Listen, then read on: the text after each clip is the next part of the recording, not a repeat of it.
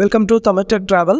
இந்த எபிசோடில் நம்ம என்ன பார்க்க போகிறோம் அப்படின்னா, லாஸ்ட் 2 எபிசோடில் நம்ம must visit Shiva temples in Tamil Nadu பார்த்துட்ருக்கோம். அதில் முதல்ல கபாலீஸ்வரர் கோயில் பார்த்தோம், அடுத்தது வேங்கீஸ்வரர் கோயில் பார்த்தோம். இந்த எபிசோடில் நம்ம பார்க்க போகிறது மருந்தீஸ்வரர் கோயில். இந்த மருந்தீஸ்வரர் கோயில் எங்கே இருக்குது அப்படின்னு பார்த்தீங்கன்னா, தமிழ்நாட்டில் சென்னையில் திருவான்மையூர் அப்படின்னு சொல்லக்கூடிய ஒரு இடத்துல, திருவான்மையூர் பஸ் ஸ்டாண்ட் பக்கத்தில், பஸ் ஸ்டாண்டுக்கு ஆப்போசிட்லேயே இந்த மிக பிரம்மாண்டமான மருந்தீஸ்வரர் கோவில் இருக்கு. இது இந்த கோயில் 2000 ஆண்டுகளுக்கு முன்பு கட்டப்பட்டது அப்படின்னு சொல்றாங்க. இந்த கோயிலுக்கு மருந்தீஸ்வரர் கோயில் எப்படி இந்த பேர் வந்ததுங்கிற பெயர் காரணமும், இந்த கோயிலுக்கு உண்மையான பேர் என்ன அப்படிங்கிறதையும் நம்ம பார்க்கலாம். இந்த கோயில் திருவான்மீகம் அப்படிங்கிற பேர்லேருந்து மாறி திருவான்மையூர் அப்படின்னு வந்தது. இந்த திருவான்மீகம் அப்படிங்கிற பேர் எப்படி வந்தது அப்படின்னு கேட்டிங்கன்னா, வால்மீகி முனிவர் சிவபெருமானோட அருளை பெற வேண்டி இங்கே மிக கடுமையான தவம் இருந்து அவரோட ஆசியை பெற்று அவர் எழுதி வைத்த பெயர் தான் திருவான்மீகம். அப்போ அந்த பெயர் தான் இந்த திருவான்மீகம். அதிலிருந்து பெயர் மாற்றமாகி காலப்போக்கில் திருவான்மையூர் அப்படின்னு சொல்லி இந்த பெயர் மாற்றம் நிகழ்ந்ததாக சொல்லப்படுகிறது. இந்த கோயிலை விட சிறப்பு என்ன, இந்த கோயிலுக்கு ஏன் வரணும் அப்படிங்கிற விஷயத்தை பற்றி நம்ம பார்க்குறோம் அப்படின்னா, இந்த கோயிலுக்கு வந்தால் நமக்கு இருக்கிற நோய் நொடி அத்தனையும் நீங்கும் அப்படிங்கிற ஒரு மிக பழமையான ஒரு நம்பிக்கை இருக்குது. அது நடந்துகிட்டும் வருது. எதனால அப்படின்னு கேட்டோம் அப்படின்னா, இங்க அகஸ்திய முனிவர் ஒரு 1500-2000 வருடங்களுக்கு முன்னாடி சிவபெருமான்கிட்ட தவம் இருக்காரு. தவம் இருந்து சிவபெருமான் அவருக்கு அவரோட தவம் முடிஞ்ச உடனே சிவபெருமான் மக்களுக்கு உண்டாகிற நோய்களையும் அதற்கு உண்டான அரிய மருந்து வகைகளையும், இந்த மாதிரி நோய்க்கு இந்த மாதிரி மருந்து நம்ம உபயோகிக்கணும் அப்படிங்கிற எல்லா வகையான டீட்டெயில்ஸையும் அகஸ்திய முனிவருக்கு சிவபெருமான் வழங்குறாரு. அதை அவர் அவருடைய அகத்திச்சுவடியில் எழுதி, அது காலப்போக்கில் அது ஒரு அரிய பொக்கிஷமாக இங்கே அவரோட சுவடிகளில் இருக்குது.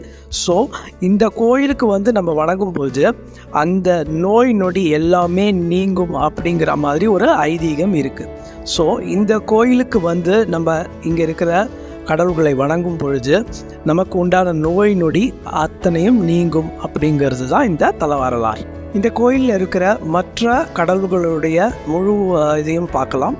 முதல் அருணாச்சலேஸ்வரர், அதுக்கப்புறம் நாயன்மார்கள், அதுக்கப்புறம் 108 சிவலிங்கங்கள், அதுக்கப்புறம் முருகப்பெருமான், விநாயகர், அதுக்கப்புறம் அம்பாள், அதுக்கப்புறம் அடுத்தடுத்து உள்ள அனைத்து கடவுள்களும் இங்க இருக்கு. இவங்க எல்லாரையும் வழிபட்டு நீங்க டெஃபினட்டா அருள் நீங்க தேடிக்கலாம். இந்த கோயில்ல இன்னொரு முக்கியமான விருட்சம் அப்படின்னு பார்த்தோன்னா வன்னி மரம் அப்படின்னு சொல்லிட்டு ஒரு மிக பழமையான சக்தி வாய்ந்த வன்னி மரம் இருக்கு. இந்த வன்னி மரத்தை சுற்றி நம்ம நினைச்சதை வேண்டிக்கிட்டோம் அப்படின்னா நமக்கு நினைச்ச காரியம் கண்டிப்பாக இது நிறைவேறும் அப்படிங்கிற மாதிரி ஒரு ஐதீகம் இருக்கு. அதனால இந்த கோயிலுக்கு வந்தீங்க அப்படின்னா இந்த வன்னி மரத்தை சுத்தாம நீங்க வந்துடாதீங்க. வன்னி மரம் இந்த கோயில்ல மிக பழமை வாய்ந்த ஒரு வன்னி மரம் அங்க இருக்கு. அதை மறந்துடாம நீங்க கண்டிப்பா சுத்தி அருள் வாங்கிக்கோ. இந்த கோயில்ல அடுத்து முக்கியமான பூஜை, அதுக்கப்புறம் முக்கியமான தினங்கள், அங்க என்னென்ன மாதிரி வழிபாட்டு இது நடக்கும் அப்படின்னு பார்த்தோம் அப்படின்னா, இங்க பங்குனி பிரம்மோற்சவம் ரொம்ப விமர்சையாக நடைபெறும். அதுக்கடுத்தது சிவராத்திரி, அதுக்கப்புறம்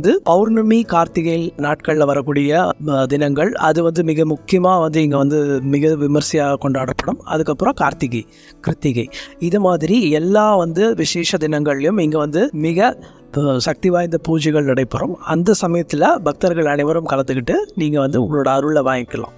அடுத்து நம்ம இந்த கோயிலை எப்படி நம்ம சென்னையிலேருந்து வரவங்க இந்த கோயிலுக்கு எப்படி சென்றடையலாம் அப்படின்னு பார்க்கலாம். இப்போது வெளிமாநிலத்திலேருந்து வராங்க அப்படின்னீங்கன்னா இந்த கோயிலுக்கு திருவான்மையூருக்கு அவங்க ஏர்போர்ட்லேருந்து வராங்க அப்படின்னா, ஏர்போர்ட்லேருந்து இந்த திருவான்மையூர் அப்படிங்கிற இடம் 15 கிலோமீட்டர் தொலைவில் இருக்குது. இதுக்கு அவங்க டைரெக்டாக ஏர்போர்ட்லேருந்து ஒரு டாக்ஸி மூலமாக இங்கே இந்த கோயிலுக்கு வரலாம். அப்படி இல்லை ட்ரெயினில் வரோம் அப்படின்னா சென்ட்ரல் ஸ்டேஷன்லேருந்து திருவான்மையூருக்கு நீங்கள் கார்லேயே கூட வரலாம்.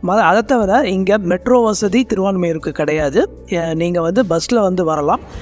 சென்னையில் ஏர்போர்ட்ல இருந்தும் சரி, சென்ட்ரல் ரயில் நிலையத்திலும் சரி, திருவான்மையூருக்கு பஸ் வசதி இருக்குது. பெஸ்ட்டு நம்ம காரில் வர்றது தான் இந்த கோயிலுக்கு ஈஸியாக வரலாம். ஏன்னா நம்ம சென்ட்ரல் ஸ்டேஷன்லேருந்து இங்கே வரத்துக்கு காரில் வந்தோம்னா கிட்டத்தட்ட ஒரு 3/4 மணி நேரத்தில் அடைஞ்சிடலாம்.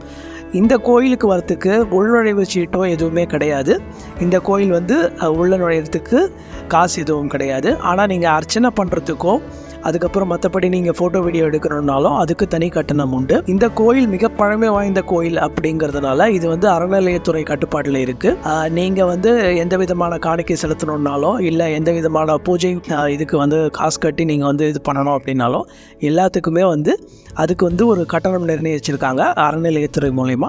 அதுக்கு உண்டான கட்டணத்தை கட்டி நீங்கள் வந்து அதுக்கு உண்டான ரெசிப்டாக பெற்றுக்கலாம். ஸோ இப்போ இந்த கோயிலை பற்றின அனைத்து விஷயங்களையும் ரொம்ப நீளமாக இல்லைன்னா கூட சுருக்கமாக எது எது தெரிஞ்சுக்கணுமோ அந்த விதமான டீட்டெயில்ஸ் எல்லாமே இந்த பதிவில் நம்ம வந்து பதிவு செஞ்சுருக்கோம்.